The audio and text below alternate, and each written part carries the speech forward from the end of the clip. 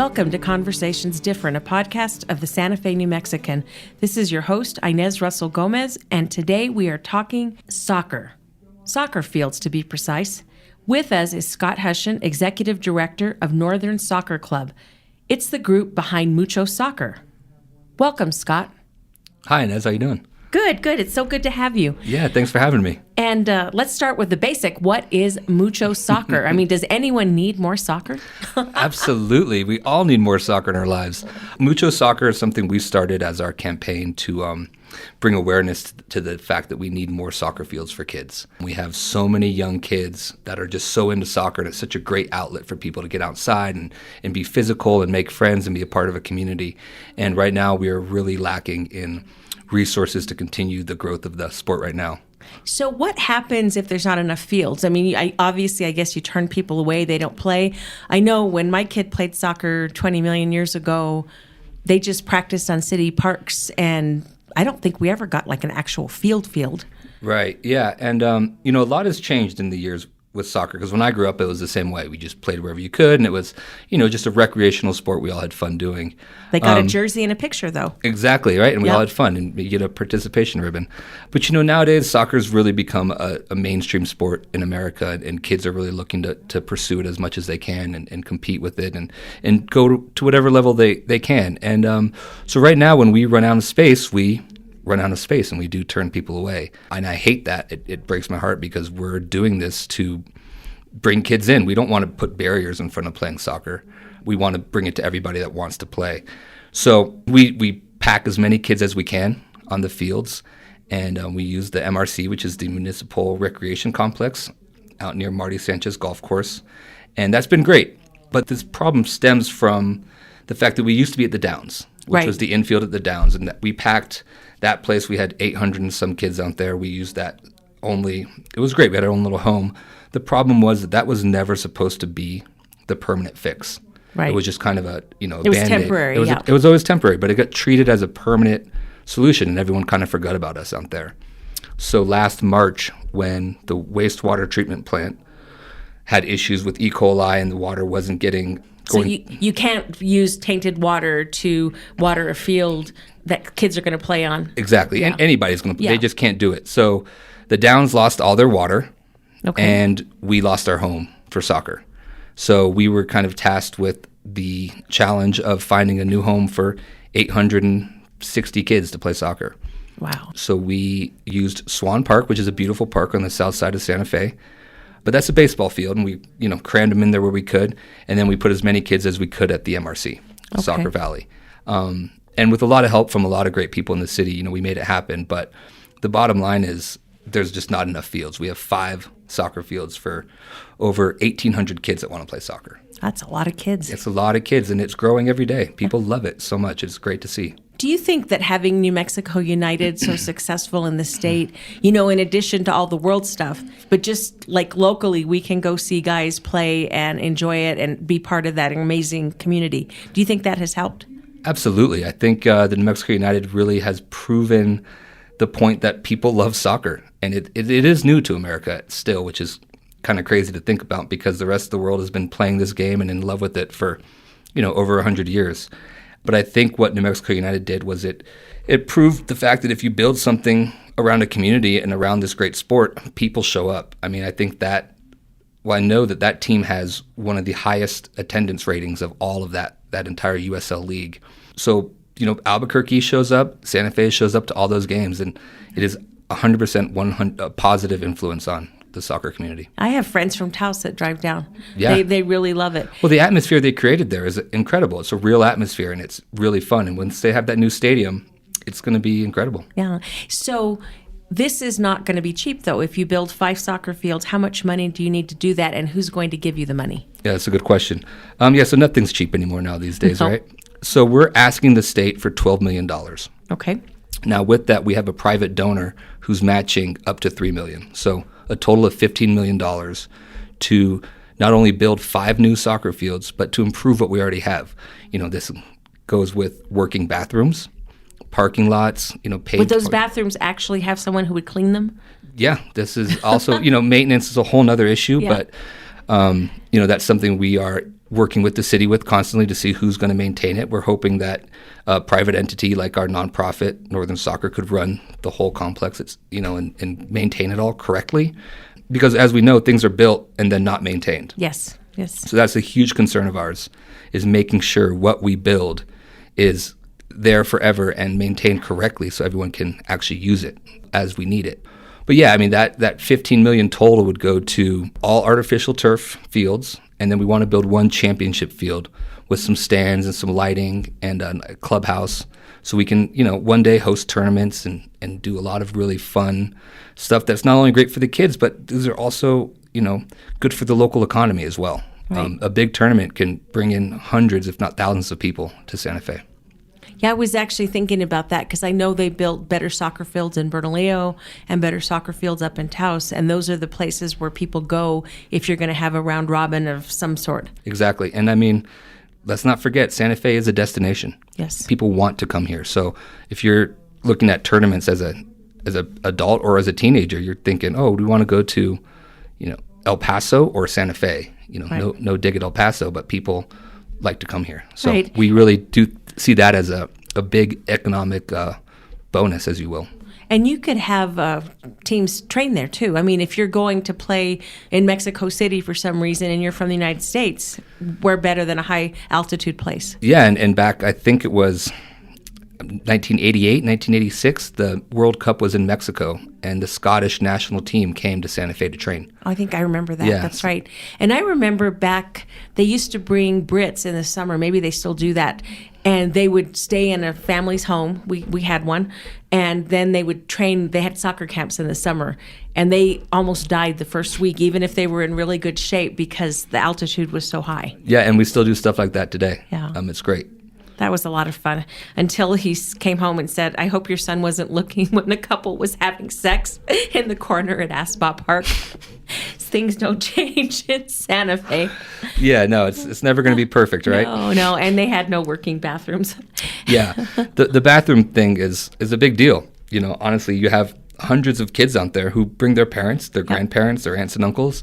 It's a huge community event, which I love so much, but the fact that everyone's using porta potties and there's no running water and there's no working bathrooms is a major problem. And we are the capital city of the state. I mean, we should have working bathrooms at a huge complex like that. So, we're looking to start off with the basics and then improve from there. Okay. And on that note, we will take a break and we'll be back in a moment with Conversations Different.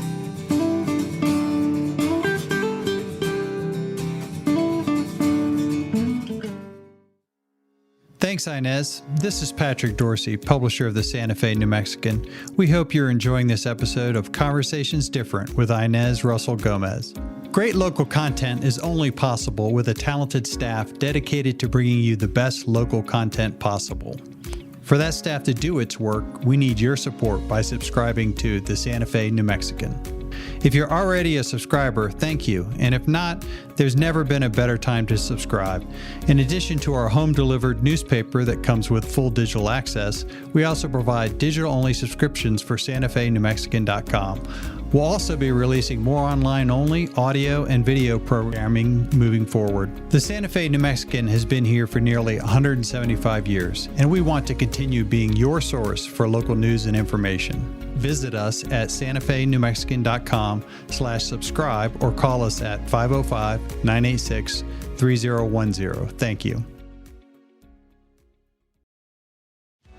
It's a new day in New Mexico, and the doors to boundless opportunity are open as tens of thousands of New Mexicans reach higher to pursue a dream, broaden their horizons, and retrain for a better job. With the New Mexico Lottery and Opportunity Scholarships, you could build yourself a better future anywhere in the state. You put in the hard work, we'll help with the costs. For eligibility details, visit reachhighernm.com.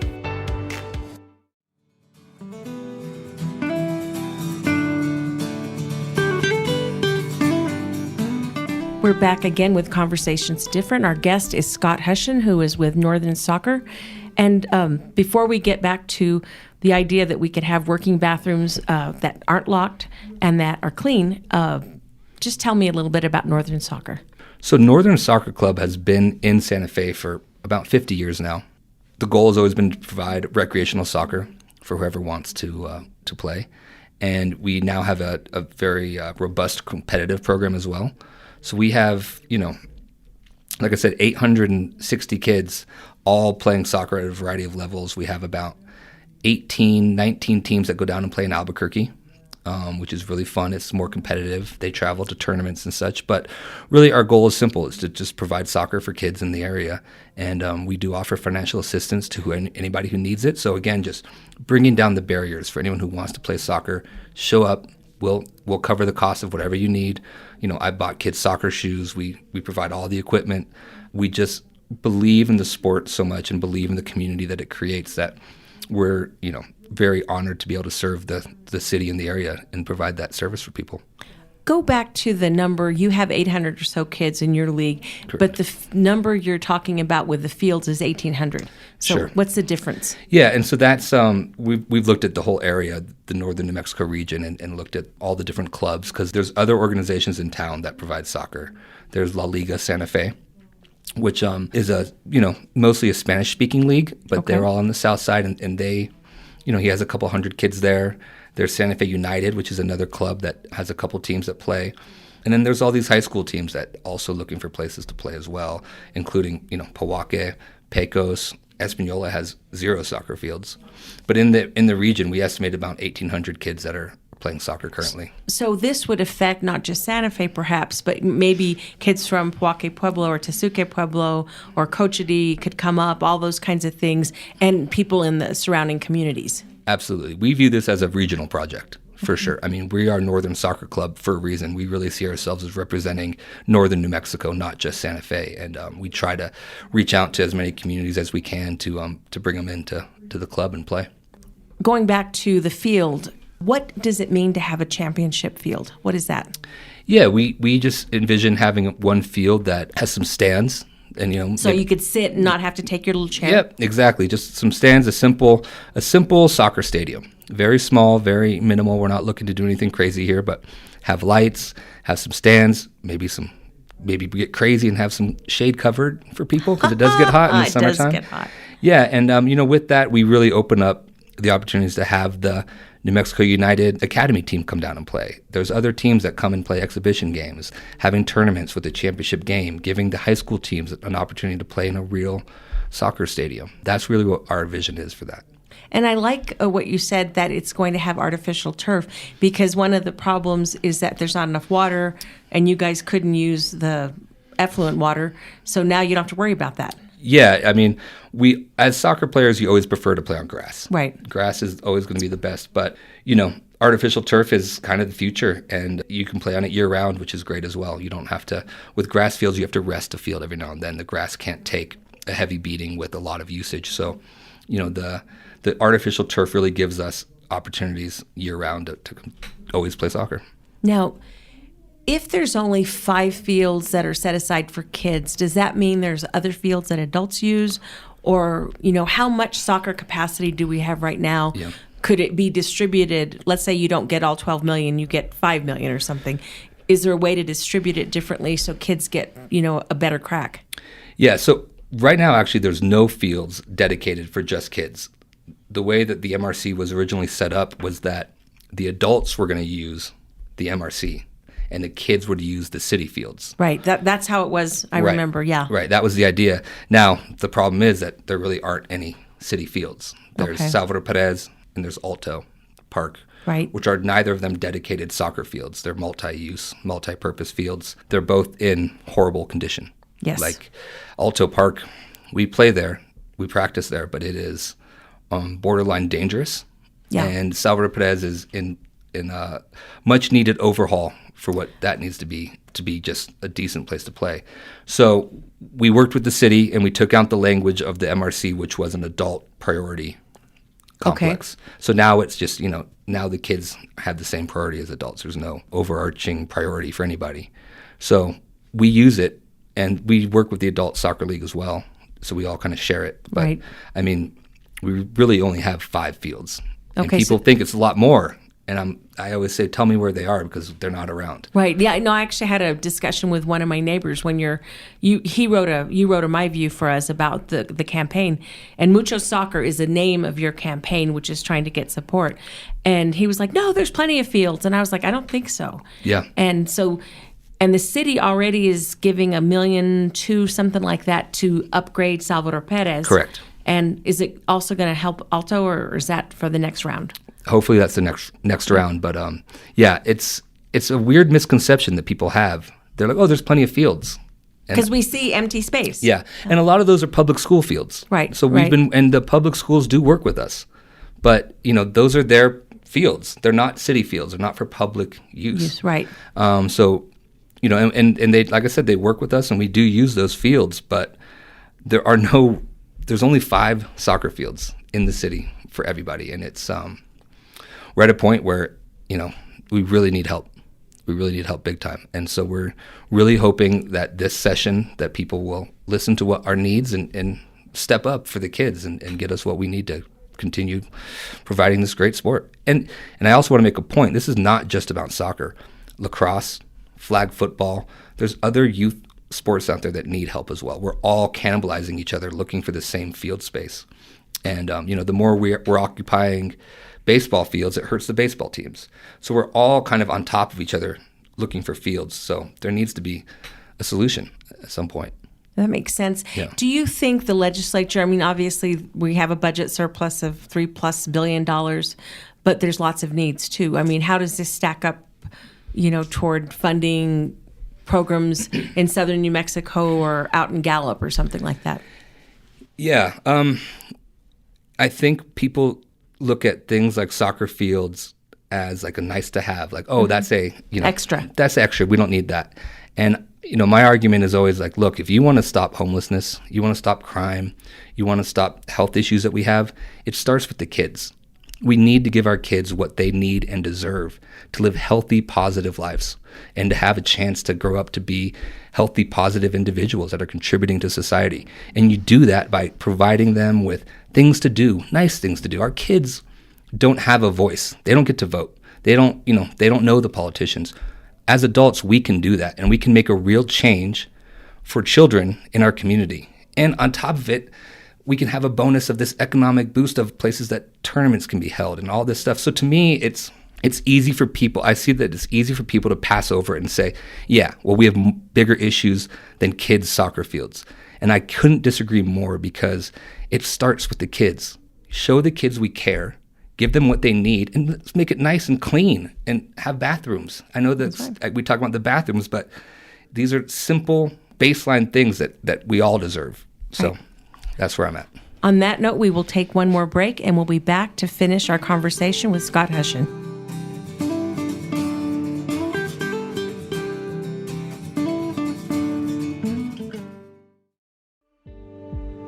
My name is Maria Jose Rodriguez Cadiz, and I am the Executive Director with Solace Sexual Assault Services.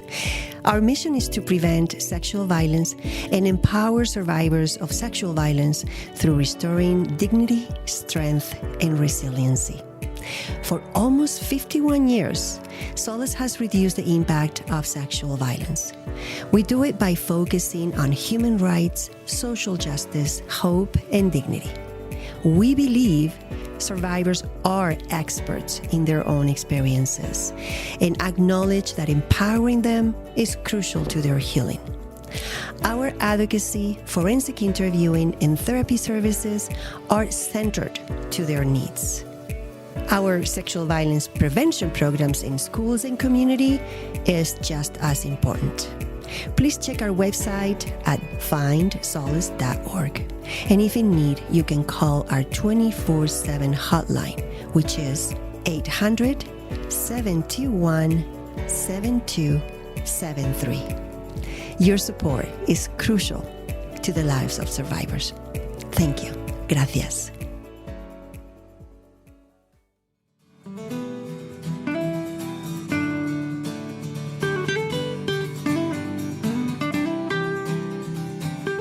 We're back with Conversations Different, talking about how northern New Mexico needs better and more soccer fields. It will take the legislature to give Santa Fe the money. So how do you plan to persuade everyone in the state to vote for $12 million for soccer fields here? Yeah, that's a good question. I wake up every day thinking that myself. Having really not done a lot of political campaigns or getting into this world has been quite a learning curve for myself, but I always approach everything very cautiously optimistic. We've gotten a lot of very positive feedback from everybody. We've been really trying to get our voice heard out there. And this is what our Mucho Soccer campaign is intended to do, which is to just get the attention of these lawmakers and tell them our need and tell them where we're at and what situation we're in. And hopefully they listen. It seems to be there's no guarantees in politics, and you don't know until that check is signed and ready to go. The big ask is going to come from the governor. We need her to give the most amount of money for this capital outlay project. Okay. And it's going to come down to her, really, is her decision to if this gets funded or not. And I guess considering the Santa Fe audits are still a little behind, will you be able to spend it if you get the money? That'll be interesting to see how that works. But the city of Santa Fe is partnering with you on this, and then you have the Santa Fe delegation. Are they all pushing it together? That's the hope, and we've been in contact with them. There's a couple town hall meetings this week we'll be attending to make sure that they understand the importance of this. But so far everyone's been very positive about it, right? It's soccer fields for kids. How can you be against that? But when push comes to shove, we'll see where everyone stands and if we can really get this funding.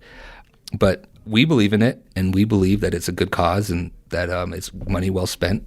This is something that can last for future generations and really be a positive impact on not just soccer, like I said, but to the entire community of Santa Fe and northern New Mexico. One thing I think that you said that I want to go back to is that you hope your nonprofit foundation can help with the maintenance, because honestly, spending money on capital projects in Santa Fe right now is always a little depressing because you don't think it's going to be maintained necessarily.